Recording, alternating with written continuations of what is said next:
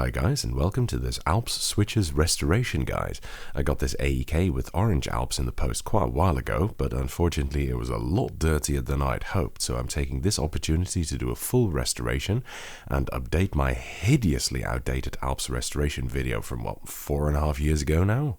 This series is divided into 5 sections. This intro, a tutorial that shows what usually goes wrong and what techniques you can use to best open, clean and reassemble them.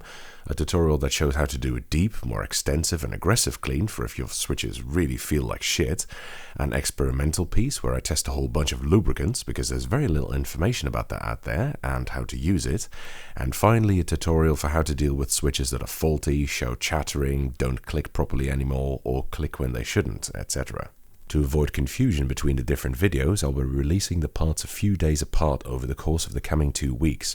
I'll be on holiday anyway, so I thought this was something nice for the meantime. Stay tuned, guys.